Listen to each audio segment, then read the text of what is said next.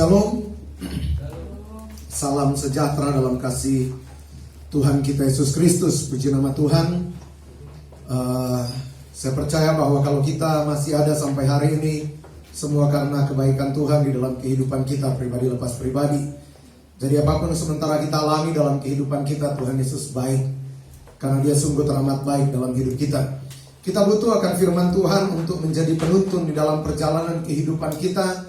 Firman Tuhan akan mengoreksi juga memberkati akan kehidupan kita, supaya kita tetap kuat di dalam Tuhan, untuk kita bisa menapaki perjalanan kita selama kita di dunia ini.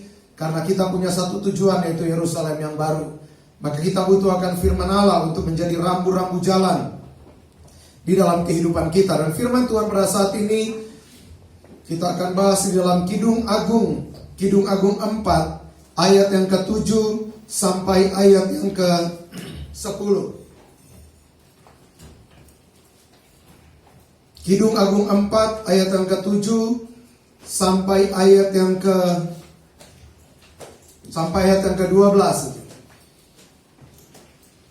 Jemaat Tuhan yang ada di rumah, kita boleh untuk baca bersama-sama akan kebenaran firman Allah. Kidung Agung 4 ayat yang ke-7 sampai ayat yang ke-12. Kita akan bacakan 1, 2, 3. Engkau cantik sekali manisku, hak ada cacat celah padamu. Turunlah kepadaku dari gunung Libanon pengantinku, datanglah kepadaku dari gunung Libanon. Turunlah dari puncak Amana, dari puncak Senir dan Hermon, dari liang-liang singa, dari pegunungan tempat macan tutul. Engkau mendebarkan hatiku, Dinda pengantinku. Engkau mendebarkan hati dengan satu kejapan mata, dengan suntai kalung dari perhiasan lehermu. Betapa nikmat kasihmu, Dinda pengantinku. Jauh lebih nikmat cintamu daripada anggur, dan lebih harum bau minyakmu daripada segala macam rempah. Bibirmu meneteskan madu murni, pengantinku. Madu dan susu ada di bawah lidahmu, dan bau pakaianmu seperti bau gunung Libanon. Dinda pengantinku, kebun tertutup engkau, kebun tertutup dan mata air termeterai. Puji nama Tuhan. Jadi kita bisa memperhatikan di dalam kitab Kidung Agung ini ada ungkapan-ungkapan tentang sebuah cinta yang ilahi. Memang digambarkan bagaimana Salomo begitu mencintai akan gadis sulam. Dan saya yakin dan percaya ada begitu banyak ungkapan-ungkapan cinta antara mempelai laki-laki dan mempelai perempuan. Dan ini merupakan sebuah gambaran akan Kristus sebagai mempelai laki-laki, dan kita, gereja Tuhan, adalah mempelai perempuannya Tuhan. Maka saya yakin dan percaya kalau kita perhatikan di dalam kitab Kidung Agung, sekalipun begitu banyak perempuan di Israel, tetapi betapa cintanya Salomo akan seorang gadis sulam. Jadi sekalipun banyak perempuan di Israel, tetapi pada kenyataannya banyak perempuan gambaran daripada gereja Tuhan, tetapi dandanan mereka adalah dandanan secara lahiriah, dandanan secara daging. Sedangkan Alkitab berkata manusia melihat rupa, tetapi Tuhan menyelidiki hati. Maka betapa ungkapan cinta yang begitu dalam kepada gadis sulam ini. Dan di sini kita bisa memperhatikan di pasal yang keempat ini Alkitab berkata, mempelai laki-laki memuji mempelai perempuan. Betapa indah kehidupan kita sebagai gereja Tuhan, mempelai perempuannya Tuhan, yang ketika kita datang kepada Tuhan dan kita memperoleh puji-pujian daripada Tuhan. Apa guna pujian daripada manusia kalau kita tidak sama sekali dipuji oleh Tuhan? Kita boleh melayani dengan begitu luar biasa, kita boleh melakukan banyak hal, tetapi seringkali yang kita kejar adalah pujian daripada manusia. Tetapi harus yang kita rindukan, bagaimana apa yang kita kerjakan adalah hal yang berkenan di hadapan Tuhan. Maka di sini ada mempelai laki-laki memuji akan mempelai perempuan. Bahkan ayat yang ke-7 dikatakan, engkau cantik sekali manisku, tak ada cacat celah padamu. Engkau cantik sekali manisku, tidak ada cacat celah padamu. Mungkin di dalam perjalanan kehidupan kita Ketika begitu banyak hal indah yang kita terima, begitu banyak hadiah cinta yang telah kita terima daripada Tuhan, dan kita menjadi pribadi yang hidup penuh dengan ucapan syukur, beribadah dengan sungguh-sungguh, melayani dengan sungguh-sungguh, datang dengan ketulusan kepada Tuhan. Tetapi saya mau katakan, musim-musim yang berat ini adalah musim di mana cinta kita kepada Tuhan itu akan diuji. Apakah tetap kita akan tampil cantik di hadapan Tuhan ketika segala sesuatu bergoncang? Ketika tidak lagi semanis yang dulu, apakah kita masih tetap cantik di hadapan Tuhan? Atau kita mulai keluarkan kata-kata yang penuh dengan keputusasaan? Kita mulai mengeluarkan kalimat-kalimat yang tidak lagi ada ucapan syukur di dalamnya. Kita mulai keluarkan kalimat-kalimat yang penuh dengan ketakutan, seolah-olah kita menjadi pribadi yang tidak lagi percaya bahwa kita adalah mempelai perempuannya Tuhan. Kita adalah gereja Tuhan dan kita digembalakan oleh Tuhan. Daud berkata, Tuhan adalah gembalaku, maka takkan kekurangan aku. Sekalipun aku melewati lembah kekelaman, aku tidak takut bahaya, karena gadamu dan tongkatmu itulah yang menghibur aku. Kita harus perhatikan akan kehidupan kita pada hari-hari ini.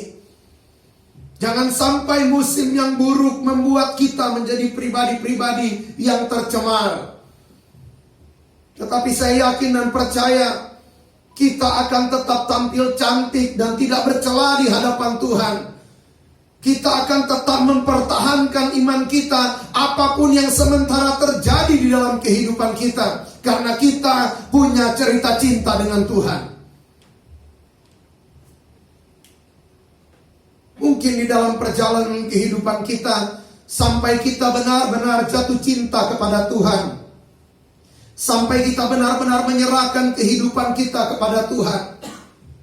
Mungkin dahulu kita pernah mengalami hidup dalam kehancuran. Kita mengalami hidup ditinggalkan oleh orang sekitar kita. Kita mengalami kesakitan, kebangkrutan, sampai Tuhan mampir di dalam kehidupan kita dan memulihkan akan kehidupan kita. Dan kita berkata, Tuhan, ini kehidupanku, aku mau serahkan kepada Engkau sepenuhnya. Tetapi apakah ketika musim-musim yang buruk datang dalam hidup kita, apakah kita masih bisa untuk menjaga cinta mula-mula kita kepada Tuhan? Atau hari ini kita mulai goncang, kita mulai tidak percaya dengan kekasih kita, kekasih yang memberikan nyawanya buat domba-dombanya. Kekasih kita adalah gembala yang baik, gembala yang tetap akan menyertai kita melewati musim apapun di dalam kehidupan kita.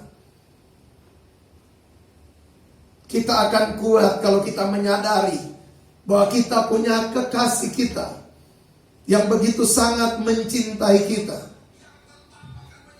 Jadi Alkitab katakan di sini, engkau cantik sekali manisku, tak ada cacat celah padamu.